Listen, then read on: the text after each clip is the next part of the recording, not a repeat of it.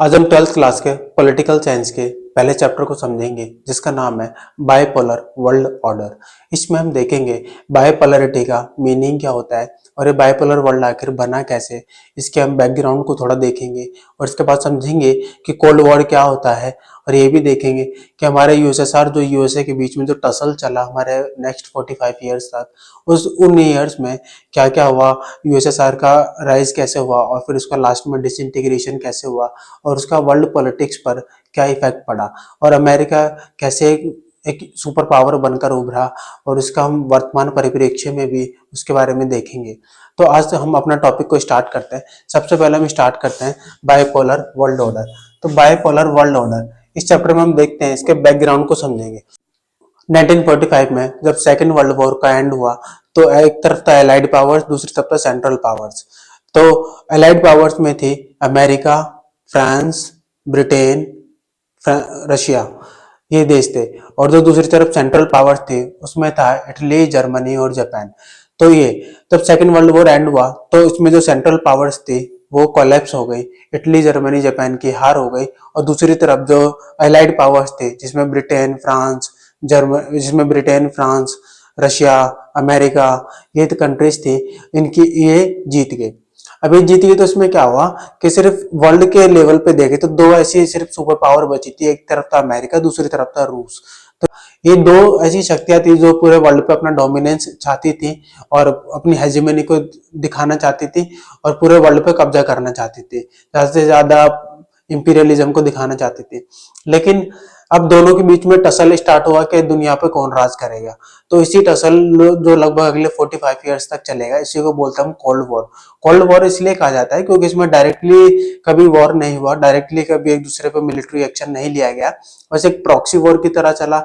और जो वेपन्स की रेस इनमें दोनों में लगी रही, अपनी जो आइडियोलॉजी के बेस पे आगे बढ़ने की होड़ इसमें लगी रही। आइडियोलॉजी के बेसिस पे देखे तो यहाँ पे दो आइडियोलॉजी थी, एक थी सोशलिज्म, एक थी कैपिटलिज्म। कैपिटलिज्म जो कि अमेरिका उसको लीड कर रहा था और सोशलिज्म थी जिसको रशिया लीड कर रहा था। तो दोनों ही अपनी आइडियोलॉजी को वर्ल्ड में स्प्रेड करना चाहते थे और चाहते थे कि हमारी आइडियोलॉजी का इफेक्ट ज्यादा से ज्यादा हो। अब हम देखते हैं कि हमारा बाइपोलर वर्ल्ड ऑर्डर आखिर होता क्या है। तो इसके बारे में हम देखते हैं। Bipolar world order, bipolar world order एक ऐसा वर्ल्ड ऑर्डर है जहाँ पे एक ऐसा सिस्टम है जहाँ पे इंटरनेशनल रिलेशंस में सिर्फ टू सुपर पावर्स डोमिनेट करती है। टू सुपर पावर्स कौन कौन सी थी इस समय पे ये जानना जरूरी है। एक थी हमारे यूनाइटेड स्टेट्स ऑफ अमेरिका, दूसरा था यूएसएसआर जिसको सोवियत यूनियन भी कहा जाता है। एक था यूनाइटेड स्टेट्स ऑफ अमेरिका, दूसरा था यूएसएसआर, यूनाइटेड जिसको बोलते हैं सोवियत यूनियन। तो ये दो सुपर पावर्स थे जो उस टाइम डोमिनेट कर रही थी। और इस चित्र में हम देखते हैं तो ये हमको दिखाता है कि ये हमारा जो एनसीईआरटी के चैप्टर के जो फ्रंट पे जो पेज है उसमें हमको दे रखा है, उसमें दिखाता है कि जो वॉल है ये बर्लिन वॉल है। बर्लिन हमारी जर्मनी की कैपिटल है और जर्मनी की कैपिटल में एक बीच में एक वॉल लगा दी गई थी। वो वॉल का मतलब ये था, वो सबसे बड़ा प्रतीक थी कि कोल्ड वॉर का। कि इसमें क्या था कि सोशलिज्म एंड कैपिटलिज्म के बीच में डिवीजन को शो करती थी। और लास्ट में जब 1989 में उस वॉल को गिराया गया तो उसको कोल्ड वॉर का एंडिंग का भी एक सिंबल माना गया और सोवियत संघ के डिसइंटीग्रेशन को माना गया। तो यहीं पे हमारा जर्मनी का यूनिफिकेशन हुआ था। आगे हम देखते हैं इस चैप्टर में two power blocks. Two power blocks में देखते हैं कि दोनों के दोनों अलग अलग आइडियोलॉजी को फॉलो कर रहे थे। एक जो अमेरिका जो लीड कर रहा था जिस ब्लॉक को, वो कैपिटलिस्ट को फॉलो करते थे और वो कैपिटलिज्म को मानते थे, डेमोक्रेसी पे बिलीव करते थे और मार्केट जो फ्री मार्केट इकोनॉमी पे बिलीव करते थे। जहाँ पे क्या होता है, मार्केट इकोनॉमी में जो प्राइस होता है वो मार्केट डिसाइड करती है, प्रोडक्शन और उसका जो सप्लाई होता है सब मार्केट फोर्सेस पे डिपेंड करता है। दूसरी तरफ हम देखते हैं सोशलिस्ट। सोशलिस्ट ब्लॉक वो था जिसको यूएसएसआर लीड कर रहा था, जिसमें जो सोशलिज्म में बिलीव करते हैं और स्टेट कंट्रोल ओवर इकोनॉमी। यहाँ की इकोनॉमी पे स्टेट का कंट्रोल होता है, कितना प्रोडक्शन होना है, कैसे प्रोडक्शन होना है, उसका प्राइस क्या रखना है, ज्यादातर चीजों पर कंट्रोल होता है वहां के स्टेट का। और वन पार्टी रूल था वहां पे जो कि थी कम्युनिस्ट पार्टी। आगे हम देखते हैं कोल्ड वॉर। अब कोल्ड वॉर है क्या? कोल्ड वॉर क्या है कि इंटेंस राइवलरी है विदाउट डायरेक्ट मिलिट्री कॉन्फ्लिक्ट। एक ऐसी वॉर सिचुएशन होती है जहां पे डायरेक्टली मिलिट्री एक्शन एक दूसरे पे नहीं लेते और इसमें क्या करते हैं, एक प्रॉक्सी वॉर के थ्रू या फिर एक वॉर की रेस लगाते हैं और ज्यादा से ज्यादा आगे बढ़ने की कोशिश करते हैं, चाहे वो आइडियोलॉजिकल बेसिस पे हो या फिर वेपन्स के रेस में हो। तो ये इसमें होता है, डायरेक्ट वो वॉर में एंगेज नहीं होते, डायरेक्ट एक दूसरे पे वेपन्स का यूज नहीं करते। जो कि इसमें भी हमने देखा कोल्ड वॉर में, जो कि नेक्स्ट 40, जो कि हमारा आफ्टर सेकेंड वर्ल्ड वॉर 1945 से 1990 तक चला, जब हमारा सोवियत संघ का डिसइंटीग्रेशन हो गया था, उसके बाद से कोल्ड वॉर भी एंड हो गया था। तो आगे हम देखते हैं formation of the Soviet union. अब सोवियत यूनियन का फॉर्मेशन हम देखेंगे कि सोवियत यूनियन आखिर बना कैसे और कैसे उसका राइज हुआ और कैसे उसका डिसइंटीग्रेशन हुआ, इस पूरी प्रोसेस को हम इसमें देखेंगे। सबसे पहले हम देखते हैं कि रशियन रेवोल्यूशन हुआ 1917 में। जब रशियन रेवोल्यूशन हुआ 1917 में, तो उसके बाद क्या हुआ, यहीं से हमारा जो सोवियत यूनियन है यहीं इसका राइज हुआ। तो रशियन जो रेवोल्यूशन थी ये सोशलिज्म पे बेस्ड थी, सोशलिज्म को प्रमोट करती थी। इसके बाद हम देखते हैं क्रिएशन ऑफ यूएसएसआर। अब यूएसएसआर की यहाँ पे फुल फॉर्म दे रखी है, जो कि आपको याद होनी चाहिए, union of Soviet socialist republics. ये कई बार एमसीक्यूज में पूछी जाती है, तो ये आपको याद होना चाहिए। यूएसएसआर का जो एस्टेब्लिश्ड हुआ था वो 1922 में हुआ था। उसके आगे हम देखते हैं ये 15 रिपब्लिक्स का एक ग्रुप था। 15 रिपब्लिक्स ज्यादातर इसमें वो कंट्रीज थे जो जब सेकेंड वर्ल्ड वॉर का एंड हुआ, तो नाजिज्म और फासिस्ट जो पावर थे जर्मनी और इटली की, उनसे जो इंडिपेंडेंट हुए थे वो यूएसएसआर में आके मिल गए थे। यही 15 रिपब्लिक्स में ज्यादातर कंट्रीज वही थी। तो ऐसे करके यूएसएसआर एक बड़ा एरिया बना। इसमें हम आगे देखते हैं political system of Soviet union. Political system की बात करें तो वहां पे वन पार्टी रूल था। वो पार्टी थी हमारी कम्युनिस्ट पार्टी। तो कम्युनिस्ट पार्टी थी वहां पे, बाकी की जो ऑपोजिशन पार्टीज को अलाउड नहीं था, वहां पे सिर्फ एक पार्टी का रूल था। वो इसलिए उसकी एक तानाशाही वहां पे धीरे धीरे स्टैब्लिश हो गई। तो वही आगे चल के सोवियत संघ के डिसइंटीग्रेशन में एक बड़ा कारण बनेगी, क्योंकि वहां पे एक फ्री स्पीच और जो इलेक्टेड गवर्नमेंट होती है वो सब वहां पे नहीं था। उसके आगे हम देखते हैं नेचर ऑफ गवर्नेंस। गवर्नेंस का नेचर देखें तो वहां पे सेंट्रलाइज्ड पॉलिटिकल सिस्टम था। सेंट्रलाइज्ड मतलब ये था कि जो गवर्नमेंट रन करती थी वो सेंटर से रन करती थी। वहां पे डिफ्यूजन ऑफ पावर वहां पे नहीं देखा गया। इसके वजह से वहां पे लोगों को एक तानाशाही फील होती थी, क्योंकि सरकार अपनी मनमर्जी क्या करती थी। इलेक्शन का कोई ऑप्शन था नहीं वहां पे, क्योंकि एक ही वन पार्टी रूल है, तो वो पार्टी इलेक्शन हो भी जाए तो उसका क्या फायदा, क्योंकि कोई ऑपोजिट पार्टी वहां पे नहीं होती थी। डेमोक्रेटिक राइट्स की बात करें तो वहां पे लैक ऑफ फ्री इलेक्शंस था। फ्री इलेक्शंस वहां पे होते नहीं थे, और वहां पे जो लोगों के राइट्स थे, स्पीच का राइट, प्रेस का, एक्सप्रेशंस का, वो सब पे रेस्ट्रिक्शंस था। इसलिए वहां के लोग वहां की सरकार से खुश नहीं थे। और आगे देखिए इसकी इकोनॉमिक सिचुएशन देखें सोवियत यूनियन की, तो स्टेट कंट्रोल्ड इकोनॉमी थी। स्टेट कंट्रोल्ड इकोनॉमी में क्या होता है, सारे जो मेन रिसोर्सेज होते हैं, लैंड हो, कैपिटल हो, उन सब पे सरकार का कंट्रोल होता है, और सरकार डिसाइड करती है कि what to produce, how to produce, और उसको किस प्राइस पे बेचना है, सब सरकार का कंट्रोल होता है इस पर। और आगे हम देखते हैं प्राइवेट ओनरशिप वहां पे बहुत ज्यादा लिमिटेड थी। जो छोटे छोटे उद्योग थे सिर्फ उन्हीं में प्राइवेट ओनरशिप हुआ करती थी। सारे जो मेन कंट्रोल था, जो बड़े बड़े उद्योग थे और जो बड़े बड़े जो मेन रिसोर्सेज थे, वहां पे सब स्टेट का कंट्रोल होता था। उसके आगे हम देखते हैं प्लान इकोनॉमी। तो वहां की इकोनॉमी प्लान इकोनॉमी थी। वहां पे 5 ईयर्स प्लान आया करते थे। 5 ईयर्स प्लान जो हम देखेंगे कि इंडिया में भी प्लानिंग कमीशन बना 1950 में। उसके बाद से इंडिया में भी 5 ईयर्स प्लान आए, जो कि हमारे 12 5 ईयर्स प्लान हमारे बने। उसके बाद हम देखते हैं तो 5 ईयर्स प्लान मतलब 5 साल की एक ऐसी योजना होती है जिसमें हम डिसाइड करते हैं कि हमें अपनी इकोनॉमी को कहाँ ले जाना है, डेवलपमेंट को कहाँ ले जाना है, और सोशल और जो इकोनॉमिक इंडिकेटर्स को, उसके जो किस लेवल पे उसको अचीव करना है, वो सब वहाँ पे उस 5 ईयर्स प्लान में मेंशन किया जाता है। और हम आगे देखते हैं कि focus on heavy industries, defence and industrial growth. तो जो रशियन इकोनॉमी की बात करें तो वहां पे इंडस्ट्रीज, जो हैवी इंडस्ट्रीज पे ज्यादा फोकस था, डिफेंस पे ज्यादा फोकस था, और इंडस्ट्रियल ग्रोथ पे ज्यादा फोकस था, ताकि ज्यादा से ज्यादा एम्प्लॉयमेंट क्रिएट किया जा सके। और इसमें जो वेपन को बनाना, उनको मैन्युफैक्चर करने पे भी ज्यादा जोर था। उसके अलावा देखते हैं अचीवमेंट्स की बात करें तो वहां पे एम्प्लॉयमेंट की गारंटी थी कि सभी लोगों को काम दिया जाएगा, पॉवर्टी को मिनिमाइज किया जाएगा। उसके अलावा free education and health care. अगर हम रशियन इकोनॉमी की बात करें तो वहां सोशलिज्म था, और सोशलिज्म में क्या होता है, सरकार वेलफेयर पे ज्यादा जोर देती है, इक्वालिटी के कॉन्सेप्ट पे चलती है, ताकि सोसाइटी में सभी लोग बराबर हों। तो जो जो जो अंडर प्रिविलेज्ड जो लोग होते हैं, सेक्शंस होते हैं सोसाइटी के, उनको गवर्नमेंट क्या करती है, फ्री एजुकेशन एंड हेल्थ देती है, ताकि वो भी एक अच्छी सुविधाओं को अवेल कर सकें। उसके अलावा देखते हैं रिडक्शन ऑफ इकोनॉमिक इनइक्वालिटीज। तो जो इकोनॉमिक इनइक्वालिटीज थी, जैसे कुछ लोग बहुत ज्यादा अमीर होते हैं, कुछ लोग बहुत ज्यादा गरीब होते हैं, उन उस इनइक्वालिटी को खत्म करके वो उसको उसको मिनिमाइज करना चाहती थी कि जो अमीरी गरीबी का जो अंतर है इसको कम से कम किया जा सके। उसके अलावा देखते हैं वीकनेसेस। वीकनेसेस क्या थी सोवियत यूनियन में?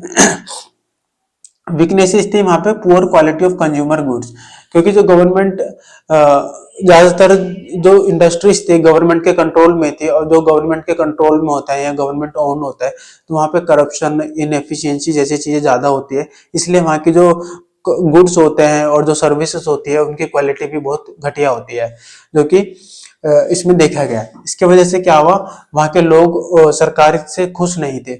उसके अलावा देखिए टेक्नोलॉजिकल बैकवर्डनेस थी। अगर हम वेस्ट की बात करें, अमेरिका की बात करें, तो अमेरिका टेक्नोलॉजी के सेक्टर में काफी आगे बढ़ता जा रहा था और सोवियत यूनियन उसके कंपैरिजन में काफी पीछे रह गया था। हालांकि सोवियत यूनियन में छोटी सी एक पिन से लेकर कार तक सब चीज बनाई जाती थी, लेकिन फिर भी सोवियत यूनियन काफी ज्यादा टेक्नोलॉजी के सेक्टर में पिछड़ता चला गया, और वही लोगों में असंतोष का और डिमोटिवेशन का एक बड़ा कारण आगे जाके देखने को मिलता है।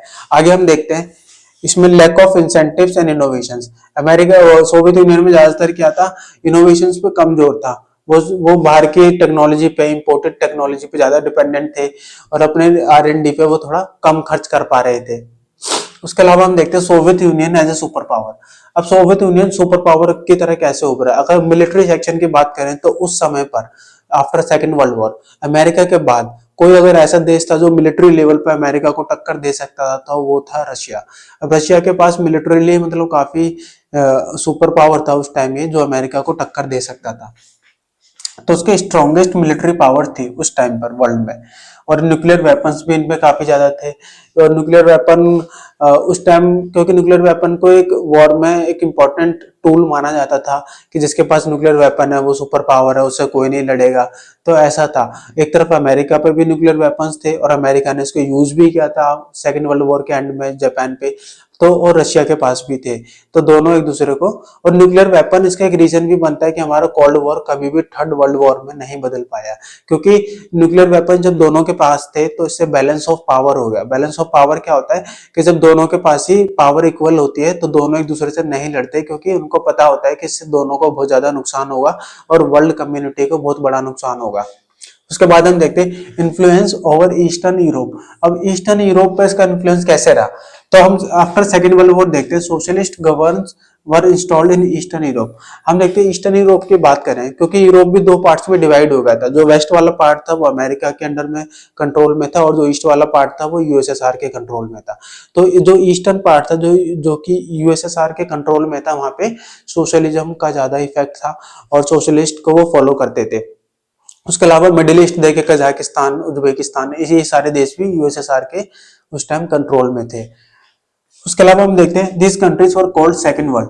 तो इन देशों को जो कि यूएसएसआर में थे, लगभग जो 15 रिपब्लिक्स थे हमारे, उसको हमने बोला सेकंड वर्ल्ड या सेकंड ब्लॉक भी बोलते हैं, इसको दूसरी दुनिया भी कहा जाता है। और जो पहला दुनिया किसको कहा जाता है? अमेरिका वाले ब्लॉक को, ठीक है। और एक तीसरी दुनिया भी सेक्शन बनकर उभर कर आया जो कि नेम कंट्रीज थी, उसको हम आगे चल के पढ़ेंगे, जिसमें भारत भी शामिल था, जिसमें गुटनिरपेक्ष देश थे, नेम कंट्रीज थी, वो सारे थर्ड वर्ल्ड में आए, ठीक है। उसके अलावा हम देखते हैं वार्सा पैक्ट। अब वार्सा पैक्ट क्या था? एक मिलिट्री अलायंस था। मिलिट्री अलायंस के वार्सा पैक्ट हमारा 1955 में बना था, जो कि यूएसएसआर ने बनाया था। और ये क्यों बना? ये इसलिए बना क्योंकि नाटो जो है वो 1949 में बनाया था, जो अमेरिका ने बनाया था। अमेरिका ने 1949 में एक मिलिट्री अलायंस बनाया जिसका नाम था नाटो। अब नाटो क्या था? North Atlantic treaty organisation. 1949 में ये हुई। इस ट्रीटी में ये कहा गया था कि अगर इनमें से शामिल किसी भी देश पर अगर कोई बाहर से अटैक होता है तो सभी मिलकर जवाब देंगे। तो ये था नाटो। और आज की डेट में देखें तो नाटो में लगभग 30 मेंबर्स है। उसके अलावा इसका अगर हम देखें, इसके जवाबी कार्यवाही में वार्सा पैक्ट बना, जो कि यूएसएसआर ने बनाया। और वार्सा पैक्ट 1955 में बना था, और इसमें भी सेम प्रिंसिपल पे ये भी बेस्ड था कि अगर हम पे अटैक होता है तो हम भी इसका मिलकर जवाब देंगे। तो लेकिन वार्सा पैक्ट हमारा जब सोवियत संघ का डिसइंटीग्रेशन हुआ तो वार्सा पैक्ट भी कोलैप्स हो गया, लेकिन नाटो अभी तक हमारा एग्जिस्ट करता है। उसके अलावा हम देखते हैं crisis in the Soviet system. अब सोवियत सिस्टम में क्राइसिस क्यों आया है? हमने देखा सोवियत संघ का राइज कैसे हुआ, फिर वो कैसे एक सुपर पावर बना। अब उसको देखते हैं उसमें क्राइसिस क्या क्या उसमें प्रॉब्लम्स आ रही थी, उन प्रॉब्लम्स के बारे में पढ़ेंगे। पहला देखते हैं इकोनॉमिक प्रॉब्लम्स। अब इकोनॉमिक प्रॉब्लम्स क्या क्या थी हमारे, इसमें देखते हैं हम स्लो इकोनॉमिक ग्रोथ। यूएसएसआर के अंदर स्लो इकोनॉमिक ग्रोथ थी, अगर हम अमेरिका से कंपैरिजन करें तो यहाँ पे काफी ज्यादा स्लो इकोनॉमिक ग्रोथ था। तो उसके अलावा देखते हैं shortages of food and essential goods. धीरे धीरे वहाँ पे फूड की और एसेंशियल गुड्स की कमी होती जा रही थी, क्योंकि ज्यादातर जो मनी था और रिसोर्सेज थे वो वेपन्स में लगाए जा रहे थे, वॉर की तैयारी में लगाए जा रहे थे। तो इसलिए वहाँ पे फूड्स की और एसेंशियल गुड्स की कमी होती चली गई, महंगाई बढ़ती चली गई, और लोगों के अंदर एक एक असंतोष पैदा हो गया सरकार के लिए। इसमें देखते हैं increasing dependency on imports. Imports पे डिपेंडेंसी गवर्नमेंट की बढ़ती चलेगी, क्योंकि रशिया में क्या हो रहा था, उनके बहुत सारे रिसोर्सेज खर्च हो रहे थे बाकी के जो रिपब्लिक्स थे उनको कंट्रोल करने में, उनको उनको प्लीज करने में, और जो वॉर में काफी ज्यादा वॉर वेपन्स में काफी ज्यादा खर्चा हो रहा था उनका। तो इसलिए वहाँ की सरकार के लिए बड़ा मुश्किल होता जा रहा था वहाँ के लोगों को एक अफोर्डेबल प्राइस पे और एक अच्छी क्वालिटी का गुड्स उनको प्रोवाइड या सर्विसेज उनको प्रोवाइड की जा सके। उसके अलावा वहाँ पे पॉलिटिकल क्राइसिस की बात करें तो वहाँ पे जो अथॉरिटेरियन रूल था, वहाँ पे जो इकलौती कम्युनिस्ट पार्टी रूल कर रही थी, वो धीरे धीरे काफी तानाशाही दिखाने लगी थी और लोग उससे असंतुष्ट होते जा रहे थे। वहाँ के अथॉरिटेरियन रूल से लोग वहाँ खुश नहीं थे, क्योंकि वहाँ पे उनको राइट्स नहीं दिए गए थे स्पीच का, एक्सप्रेशन का। तो इस वजह से लोग वहाँ पे खुश नहीं थे वहाँ की सरकार से। अगर इसका एडमिनिस्ट्रेटिव प्रॉब्लम्स देखें तो यहाँ पे करप्शन काफी बढ़ता जा रहा था, ब्यूरोक्रेटिक इनएफिशिएंसी काफी बढ़ती जा रही थी, करप्शन काफी ज्यादा था। अगर हम सोशलिज्म में देखते हैं, जब गवर्नमेंट के कंट्रोल में ज्यादातर चीजें होती है, इकोनॉमिक कंट्रोल होता है गवर्नमेंट का, तो वहाँ उस केस में क्या होता है, करप्शन और सिस्टम में इनएफिशिएंसी काफी ज्यादा हो जाती है। अगर हम इंडिया में भी देखें तो गवर्नमेंट हॉस्पिटल्स हैं या गवर्नमेंट स्कूल्स हैं, वहाँ की अगर हम फैसिलिटीज देखें, अगर वहाँ की सर्विस देखें और उसकी तुलना करें हम प्राइवेट सेक्टर से, तो काफी ज्यादा पुअर है।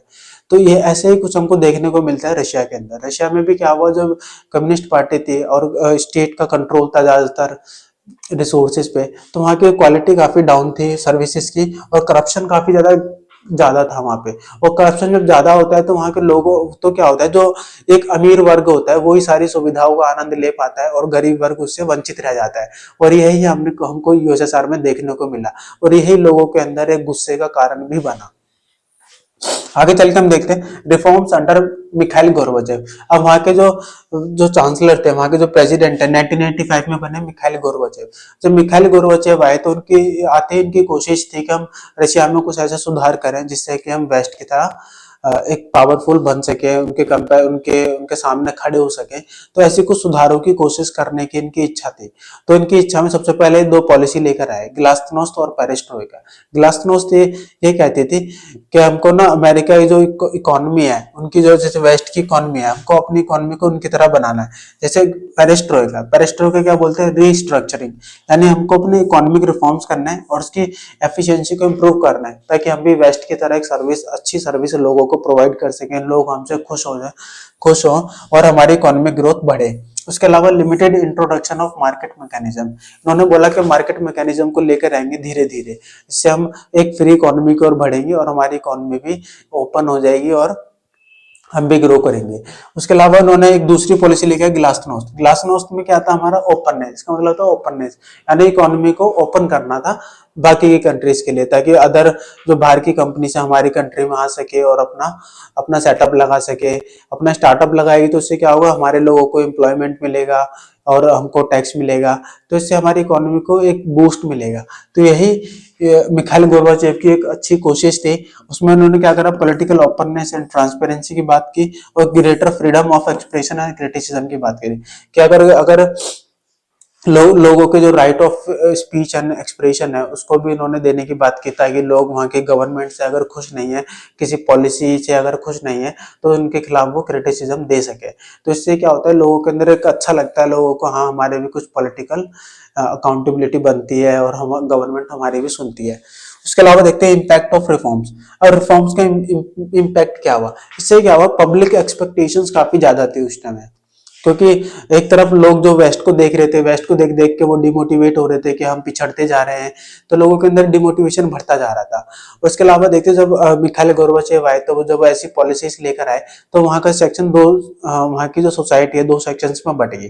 तो सोसाइटी एक सेक्शन तो वो था जो कि काफी हार्ड लाइनर थे कम्युनिस्ट पार्टी में, जो कह रहे थे कि ये रिफॉर्म्स नहीं होने चाहिए, और वो कह रहे थे कि जो मिखाइल गोर्बाचेव जो सुधार कर रहे हैं ये बहुत गलत है और ये नहीं होने चाहिए। ठीक है। एक दूसरा सेक्शन था, वो कह रहा था कि नहीं, ये सुधार बहुत तेजी से कर रहे हैं, इससे हमारी इकोनॉमी वैसे भी कोलैप्स हो जाएगी, हम इतनी जल्दी कॉप अप नहीं कर पाएंगे। तो ऐसे करके हम देखते हैं कि रशिया के अंदर क्या हुआ, और यूएसएसआर के अंदर ना जो सोसाइटी थी वो दो सेक्शन में बट गई। एक कह रहे थे कि नहीं होना चाहिए, एक कह रहे थे कि नहीं, बहुत तेजी से सुधार हो रहे हैं। तो उसके चक्कर में मिखाइल गोर्बाचेव की पॉलिसीज हमारी फेल हो गई। और हम देखते हैं आगे चल के ये सोवियत संघ के डिसइंटीग्रेशन का एक रीजन भी बने। आगे हम देखते हैं disintegration of the Soviet union 1991। इसमें हम देखते हैं इमीडिएट कॉज क्या था। इमीडिएट कॉज था हमारा failure of economic and political reforms. यानी हम देखते हैं कि हमारे यूएसएसआर में जो पॉलिटिकल और इकोनॉमिक रिफॉर्म्स की जो कि तुरंत आवश्यकता थी वो नहीं हो पाया, और उसको एड्रेस गवर्नमेंट नहीं कर पाई। इसकी वजह से क्या, जब भी कभी इकोनॉमिक फॉल होता है तो पॉलिटिकल फॉल वहां पे ऑटोमेटिकली हो जाता है। अभी हम ईरान में देख सकते हैं, ईरान में यही हो रहा है। वहां पे इकोनॉमिक फॉल हो गया, वहां का जो रियाल था वो वहां के डॉलर के मुकाबले काफी ज्यादा नीचे गिर चुका है, और इसकी वजह से वहां पे लोगों के प्रोटेस्ट हो रहे हैं वहां की सरकार के खिलाफ। और ऐसे हमने श्रीलंका में देखा, वेनेजुएला में देखा, कई सारे देशों में इसके एग्जाम्पल हमने देख चुके हैं। इसके अलावा देखते हैं राइज इन नेशनलिज्म। अब लोगों के अंदर नेशनलिज्म पनपने लग गया। जब जब लोग वहां की सरकार से खुश नहीं थे तो वहां अलग होने की फीलिंग आ गई, नेशनलिज्म की फीलिंग उनके अंदर ज्यादा प्रवोक होती चली गई। और यही हम देखेंगे, जो रिपब्लिक्स यूएसएसआर के साथ जुड़े हुए थे वो धीरे धीरे खुद को अलग होने की और फ्री स्टेट बनाने की डिमांड करने लगे। इसमें था हमारा जो डिफरेंट रिपब्लिक्स थे, हम देखेंगे जैसे कि बाल्टिक स्टेट्स हैं, जिसमें लिथुआनिया लातविया है, और वो उन्होंने खुद को अलग करने की डिमांड कर दी। उसके अलावा अदर रिपब्लिक्स थे, वो भी खुद को अलग करने की डिमांड करने लगे थे। उसके अलावा देखें मेजर डेवलपमेंट्स की बात करें तो क्या था, फॉल ऑफ बर्लिन वॉल 1989, जो कि हमने अभी पहले से इस चैप्टर की शुरुआत में पढ़ा था कि बर्लिन वॉल हमारी 1989 में गिरा दी गई थी, और जो कि 1961 में बनी थी। लगभग 28 साल ये वॉल हमारी रही थी, जो कि कैपिटलिज्म और सोशलिज्म के बीच में एक डिवीजन को प्रतीक थी, डिवीजन का प्रतीक थी, उसको शो करती थी। उसके अलावा देखते हैं collapse of socialist governance in eastern Europe. अब धीरे धीरे क्या होगा, ईस्टर्न यूरोप में जब लगा कि हम पिछड़ते जा रहे हैं तो वहां पे सोशलिज्म के लिए एक वहां पे जो फीलिंग थी जो कभी स्ट्रांग हुआ करती थी धीरे धीरे वीक होती चली गई, और वो काफी ज्यादा सोशलिज्म को त्यागने के लिए तैयार हो गए। और कम्युनिस्ट पार्टी की बात करें तो जिसकी लगभग वहां पे 70 इयर्स तक रूल रहा, उस कम्युनिस्ट पार्टी भी लगभग खत्म हो चुकी थी। वहां पे अब डेमोक्रेटिक गवर्नमेंट की डिमांड बढ़ती जा रही थी, और कम्युनिस्ट पार्टी के रूल, वहां के जो अथॉरिटेरियन रूल था वो धीरे धीरे कोलैप्स हो गया। उसके फाइनल ब्रेकअप की बात करें तो 1991 में क्या हुआ, यूएसएसआर फॉर्मली डिसॉल्व हो गया। रशिया ने फाइनली ये डिक्लेयर कर दिया कि 1991 में कि रशिया यूएसएसआर जो है वो डिसॉल्व हो चुका है, और बाकी के एक नए जो 15 रिपब्लिक्स थे वो एक नए इंडिपेंडेंट स्टेट्स बनकर उभरे, तो वो नए इमर्ज्ड हुए। उसके बाद हम देखते हैं रशिया जो होता है इसका एक रशिया जो होता है वो रिकॉग्नाइज्ड किया गया, कैसे एक रिकॉग्नाइज्ड किया गया सक्सेसर स्टेट के रूप में, क्योंकि रशिया इसका एक सबसे पावरफुल कंट्री था, उसमें उनका हेड भी था, उनको लीड कर रहा था, तो वो सक्सेसर के रूप में इमर्ज हुआ। अब end of bipolarity and its consequences. अब इसके कॉन्सिक्वेंसेस की बात करें तो कोल्ड वॉर यहाँ पे एंड हो जाता है, यानी कि जो वॉर की जो रेस चल रही थी अमेरिका और जो यूएसएसआर के बीच में वो खत्म हो गई अब। और इसके अलावा जो जो एक आइडियोलॉजी का जो कंपटीशन था दोनों के बीच में कि हमारी आइडियोलॉजी का डोमिनेंस होना चाहिए, एक तरफ सोशलिज्म था एक तरफ कैपिटलिज्म था, वो जो टसल था वो भी कहने के खत्म हो गया। अब कैपिटलिज्म एक पावरफुल आइडियोलॉजी बनकर उभरी और सोशलिज्म एक कमजोर साबित हुई। उसके अलावा देखते हैं आर्म्स एंड काफी स्लो डाउन हो गए। और इसके अलावा देखते हैं इमरजेंस ऑफ यूनिपोलर वर्ल्ड। अब क्या है कि यूनिपोलर वर्ल्ड बनकर उभरा, यानी अमेरिका एक सुपर पावर बनकर उभरा। जैसे कोल्ड वॉर का एंड हुआ, यूएसएसआर एक कमजोर साबित हुआ और डिसइंटीग्रेट हो गया, तो उसके बाद यूएसए को एक विजेता के रूप में उभरा। उसने माना कि अब हम ही दुनिया में एकमात्र हैं और हम ही दुनिया को चलाएंगे, तो उसने खुद को एज ए सुपर पावर के रूप में देखा।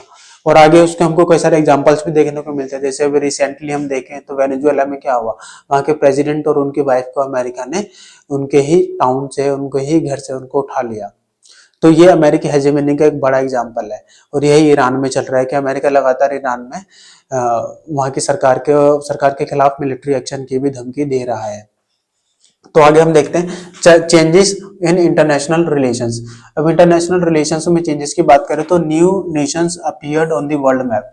अब नए नेशंस कौन से, जो 15 रिपब्लिक्स जो अब इंडिपेंडेंट हो गए थे रशिया यूएसएसआर के कंट्रोल से, वो एक नए रिपब्लिक्स बन के उभरे। उनके अलग अलग फॉरेन पॉलिसी थी। अब उन्होंने अपने डेवलपमेंट के हिसाब से अपनी पॉलिसी बनाना स्टार्ट करी, तो नए रिपब्लिक्स हमारे इमर्ज हुए।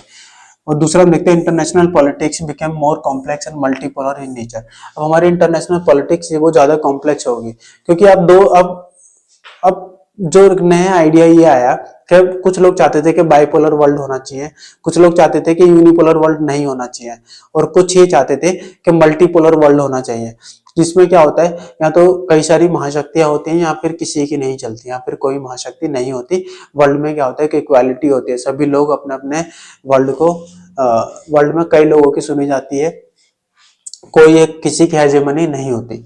अगर देखते हैं इम्पैक्ट ऑन इंडिया, इंडिया पे जब इसकी इम्पैक्ट की बात करेंगे तो ये बहुत इंपॉर्टेंट है। कई बार क्वेश्चन पूछा जाता है कि जब कोल्ड वॉर का एंड होता है तो उसका इंडिया पे क्या इम्पैक्ट पड़ा, क्योंकि हम देखते हैं India that time as a name country था, ये थर्ड वर्ल्ड में शामिल थे, क्योंकि नेम नेम हम देखते हैं तो हमारा नॉन अलाइंड मूवमेंट है, non aligned movement name, Indian name का कंट्री था।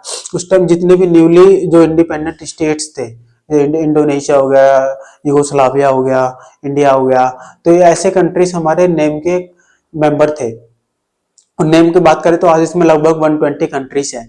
तो नेम की ये कंट्रीज थे, तो नेम की क्या थी, अपनी एक फ्री, ये चाहते थे कि हम अपनी फॉरेन पॉलिसी हमारी इंडिपेंडेंट हो, हम पे किसी का प्रेशर ना हो, और ये दोनों ही सुपर पावर अमेरिका और यूएसएसआर से अलग रहे। तो इसको इसलिए कहा जाता है थर्ड वर्ल्ड, तो इसको बोलते हैं नेम। तो इंडिया की फॉरेन पॉलिसी का मेन एलिमेंट है हमारा नेम, नॉन अलाइंड मूवमेंट, यानी गुट निरपेक्ष आंदोलन। इसमें हम देखते हैं ये पॉलिसी, इन्होंने ये चाहते थे, नेम का मेन पर्पस ये था कि वर्ल्ड में शांति बनी रहे, और अमेरिका और जो यूएसएसआर के बीच में जो कंपटीशन चल रहा है, टसल चल रहा है, जो वॉर लाइक सिचुएशन है, ये कभी एक थर्ड वर्ल्ड वॉर में कन्वर्ट ना हो। तो इनकी पूरी कोशिश यही थी कि वर्ल्ड में शांति बनी रहे। इसकी कंक्लूजन की बात करें तो disintegration of the Soviet union marked a turning point in the world politics. अब हम देखते हैं जब कोल्ड वॉर का एंड होता है या और सोवियत संघ का डिसइंटीग्रेशन होता है, तो ये वर्ल्ड पॉलिटिक्स में एक टर्निंग पॉइंट था। टर्निंग पॉइंट इसलिए कहा जाता है क्योंकि यहाँ से बाइपोलर वर्ल्ड की एंडिंग होती है और एक यूनिपोलर वर्ल्ड की शुरुआत होती है। यूनिपोलर वर्ल्ड का हम पॉलिटिकल साइंस के आगे के चैप्टर्स में पढ़ेंगे, जैसे खाड़ी वॉर हुआ और बाकी के हम ऑपरेशंस पढ़ेंगे कई सारे। तो उसमें हम देखते हैं कि अमेरिका ने किस प्रकार से अपनी हेजेमनी को शो किया है।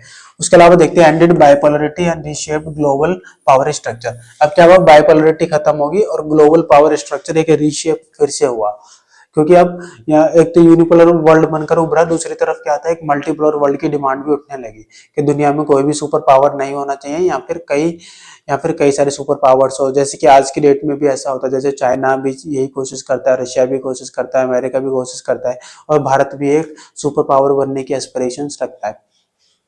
उसके अलावा देखते हैं चैप्टर हाईलाइट करता है how political, economic and social factors together can lead to the collapse of a major power. ये बताता है कि हमारे जो अब जो इकोनॉमिक कोलैप्स होता है, पॉलिटिकल कोलैप्स होता है, सोसाइटी में कोई प्रॉब्लम्स होती है, प्रोटेस्ट वगैरह होते हैं, तो वो कैसे एक बड़े इंपीरियल या बड़े साम्राज्य को भी गिरा सकता है। और ऐसे हमारे पास इतिहास में और भी एग्जाम्पल्स रहे हैं, चाहे मौर्यन एम्पायर हो, चाहे मुगल एम्पायर हो, ऐसे हमारे इतिहास में हजारों एग्जाम्पल्स रहे हैं जहाँ पे सोशली एंड इकोनॉमिकली जो बैकवर्डनेस की वजह से वहां के पूरी की पूरी सत्ता गिरा दी गई। तो आज के लिए हमारा इतना ही, थैंक यू। और इस चैप्टर से संबंधित आपका अगर कोई भी डाउट है तो आप कमेंट सेक्शन में जाके बता सकते हैं।